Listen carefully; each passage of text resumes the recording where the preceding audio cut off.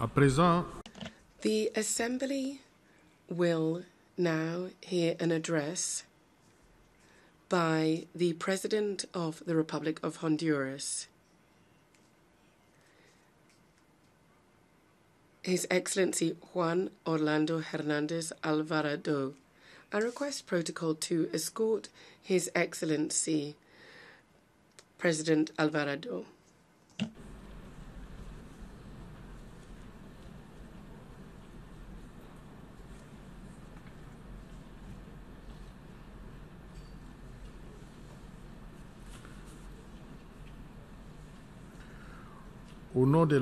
On behalf of the General Assembly, I have the honor to welcome to the United Nations His Excellency Mr. Juan Orlando Hernández Alvarado, President of the Republic of Honduras, and to invite him to address the Assembly.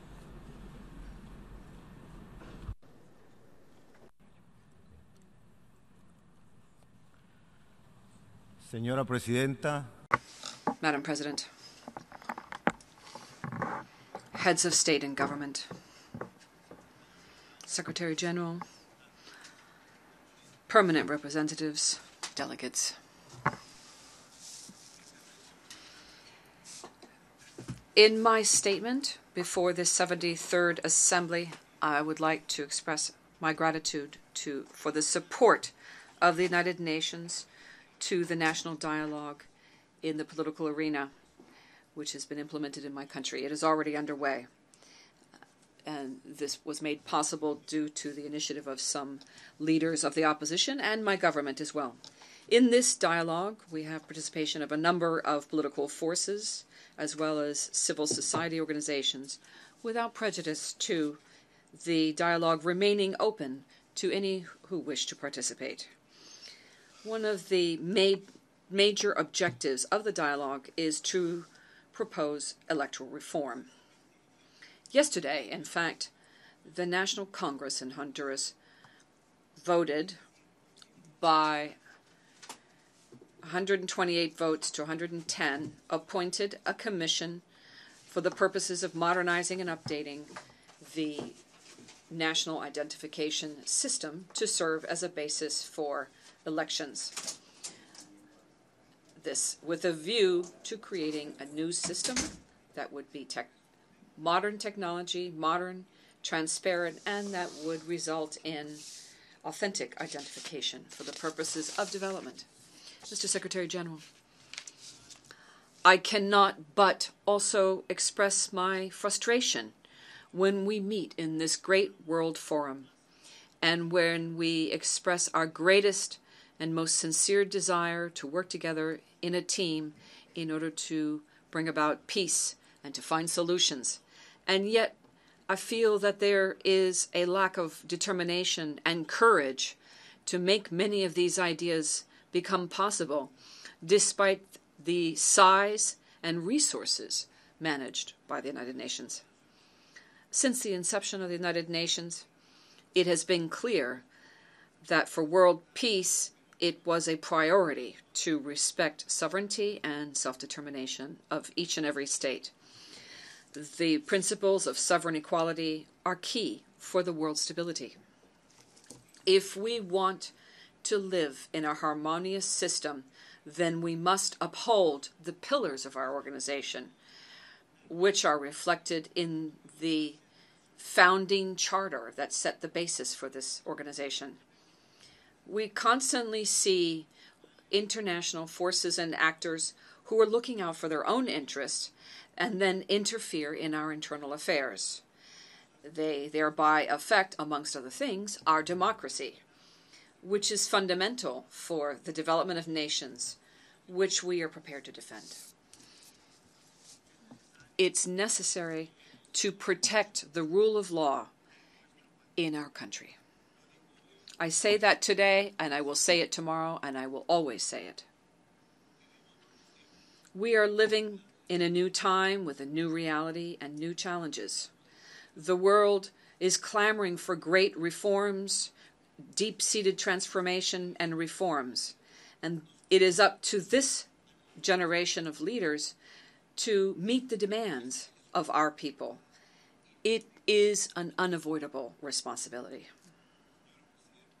Madam President, I would now like to speak to you about the reality of my country, Honduras. For 20 years, we have been one of the countries that was most impacted by extreme climate events. We rank first in the Global Climate Risk Index, according to German Watch. Despite being one of the most vulnerable countries in the world, we have been working as a Honduran society as a whole in order to combat the effects of climate change. Excessive bureaucracy has impeded access to funding through the famous green funds, which if we had access to those funds, we would be able to take specific action and contribute to reforestation, conservation, and mitigation of climate effects. I am convinced that it is the obligation of the United Nations and of each and every one of us to review and resolve the manner in which these funds are used, and it must be done as soon as possible, rather than keeping these funds in the bank vaults of the world, because every single minute that those funds continue in those bank vaults is a minute where the banking system is getting enriched and humanity is suffering. Mr. Secretary, Madam President, migration is a human right. For centuries, human beings have been mobilized and emigrated, and they have contributed to the social and economic development of nations that welcomed them in their quest for better opportunities. Honduras and the Central American region is no exception to this. Unfortunately, in recent times, the entire world has witnessed the cruelty with which migrants have been treated. And amongst those migrants were my compatriots. We have all seen the subhuman conditions in which people are held in detention centers, their dignity being trampled, dignity which is inherent to the human being. This treatment which lacks in dignity is to be added to the millions of migrants who receive ill treatment as they tackle the route of terror towards the United States, where they are victims of all kinds of abuses and violations on that path, violations by criminal networks, by so-called coyotes, trafficking of persons, drug traffickers, or gangs. I reaffirm the principle of the dignity of the human person, which is a fundamental basis of the United Nations Charter. We must take action against the circumstances whereby the most sacred institution of humanity is trampled upon and destroyed. And what is that institution? The family. It is with great pain that to date, we Hondurans continue to await family reunification for 129 children that have been separated, who have been deprived of a very basic right, and one that is so fundamental to their development, and that is the family unit. Nations that are members of this assembly can never forget the commitment to the universal and effective respect of rights and fundamental freedoms of man, whereby amongst those the higher interest of the child should be first and foremost. This is where we need the diligence of the senior officials of the United Nations and any other government in the world. Mr. Secretary, Madam President, economic integration in Central America has been a dream for us since 1962. Today, Honduras, Guatemala, and El Salvador have taken the initiative of taking a step towards that objective by creating the first customs union of the American continent. Our region has a privileged location geographically with borders on both the Pacific and Atlantic Oceans, thereby connecting the rest of the world with the Americas. Our goal is to establish a Central American common market that would involve the creation of a free trade zone with a common trade tariff that would lay the foundation for a Central American customs union. It is in these cases where the United Nations must be more proactive in its participation. We are managing the integration of other countries in Central America to include them in this system and thereby empowers the zone, which has great opportunity with great resources to be developed. This effort, once it is completed in Central America, will make us the 7th largest economy of Latin America. This model is an opportunity to create an American customs union that would economically include the entire continent. Today, from this forum, I would invite, based on the founding charter of the United Nations, Article 1, paragraphs 3 and 4, and with the support of the Organization of American States, that we make this region a zone of peace, prosperity, and free trade, as was dreamt by the famous Morazan and Bolivar. Mr. Secretary, Madam President, a customs union can facilitate trade, but it must be a trade based on justice and equity. Today, the main agenda of the United Nations is the Sustainable Development Goals, which in essence are a way to tackle head-on poverty. With this commitment, my government has already approved a national commission for the implementation of the 2030 Agenda. Notwithstanding this, sadly, this is being interpreted as a double standard so that millions of coffee producers, especially the smallest amongst them, are today being paid less than it costs them to produce the coffee, which is bringing them to the brink of abject poverty. We see this to be the case of some 90,000 family producers in my country, Honduras. And when I speak of my country, Honduras, in terms of coffee production, it's not just any country, because Honduras is the 5th largest producer in the world, the 3rd in Americas, and the 1st in Central America. Mr. Secretary General, Madam President, ladies and gentlemen, I'd like to ask you a question. How many of you drink a cup of coffee in the morning or during the day?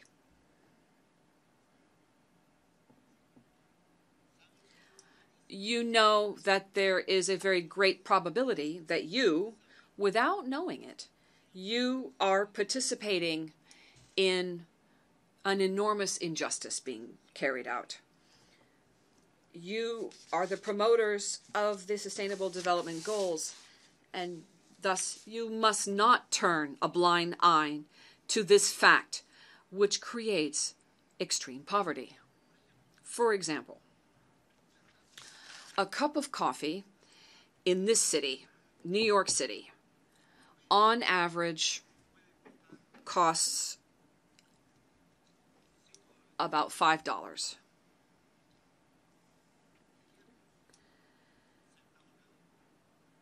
$5.00 of a dollar. Do you know how much our small coffee producers receive from that $5?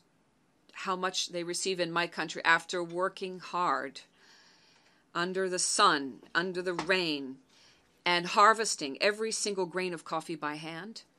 I want to ask. Let me tell you, they don't even get 2 cents on the dollar for every single cup of coffee.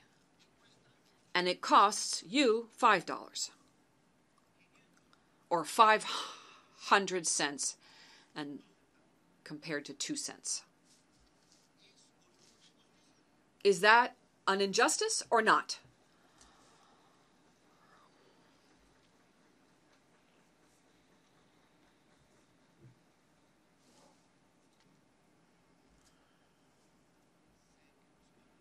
I know that those who were applauding recognize that it is unfair, it is unjust, and that cannot be. We cannot close our eyes, nor our ears. We cannot stop listening. We cannot allow our conscience to let it go. Something needs to awaken in us. That's what we're here for. Mr. Secretary General, we have been for some time now discussing the Sustainable Development Goals, and I ask you, is it consistent to allow the crisis to continue for millions of small coffee producers? In just my country alone, there are some 90,000 producers. In the Americas, more than 14 million producers, and around the world, 25 million families producing coffees. And other millions depend on coffee production indirectly. We need to take action now. While the United Nations is taking stock of the issue, because I leave here convinced that the United Nations will examine this issue, while they do so, I call upon the presidents of all countries that produce coffee, and I call upon all coffee producers in the world to organize. Let us organize ourselves, because apparently no one is really effectively looking out for the interests of the small coffee producers around the world.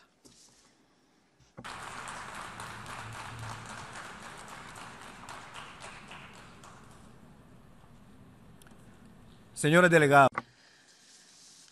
Ladies and gentlemen delegates, since the first time that I had the honor of addressing this assembly, since that first time I have said that the greatest tragedy that Honduras suffered was the wave of violence due to drug trafficking.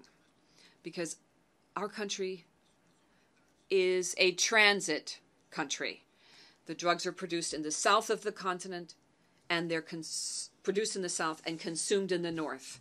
In addition to the scourge of drug trafficking, gangs, and criminal groups in the past, they literally replaced the state itself in some regions and under some circumstances. In my country, there are non-state armed groups who are confronting good Honduran citizens and my government. And my country has begun to try and recover peace and security, and has caused this group to try and threaten the electoral process, undermine it, and thereby undermine democracy and the rule of law.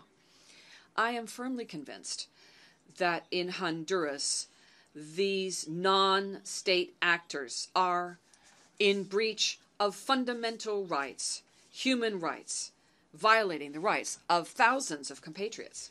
And what is more alarming is that I have stated this claim on a number of occasions in other United Nations agencies and the Organization of American States. And yet, to date, we have received no response to what I have said. And that's why I want to state it clearly for this assembly. This situation should sound the alarm to defend rule of law and representative democracy for all states, and specifically the United Nations. Let me repeat this. What this is about is fundamental rights, such as the right to life, to freedom, and enjoyment of a participatory democracy. As a result, I take this opportunity to ask you to produce a resolution that will recognize gangs and other criminal bands as non-state entities which are violating human rights and which are undermining the stability of states. At a very high price and with a high risk incurred, we decided to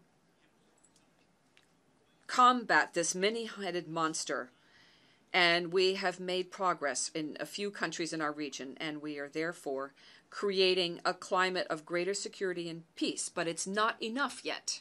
Therefore, there cannot be a member of the United Nations that calls itself a democracy, a pacifist country, respectful of life, that is then not paying attention to our call, which is also the call of other countries that have suffered under the same circumstances. Mr. Secretary General, we must honor the generation that thought in a visionary manner when they created this forum of the United Nations to ensure respect of sovereignty of nations and the free self-determination of peoples. I represent a country which, like all, has problems, huge challenges. I represent a country which is small in size and territory, but big in dignity. I am emphatically saying that I could not forgive myself if I came to this assembly and did not call on the conscience of all world leaders. It is time for them to rise above and demand that we move from words to specific action, to change for the good the lives of peoples of the world. I call for the protection of our democracies, human rights, against the attacks of non-state armed groups or gangs. I call for the respect of the principle of the higher interest of the child and the family as the most sacred institution of humanity. I call for us to set a good example when it comes to implementing the Sustainable Development Goals, protecting small coffee producers around the world so that they can get what they deserve through truly fair trade. Because fair trade means not just obligations for the producer, but it also means respect for the producers for fair wages. Mr. Secretary, Madam President, in Honduras, we are ready to move from words to action. We in Honduras are ready for action.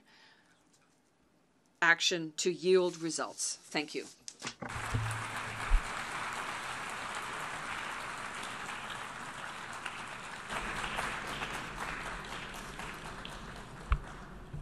On behalf of the General Assembly, I wish to thank the President of the Republic of Honduras for the statement just made. May I request representatives to remain seated while we greet the Head of State.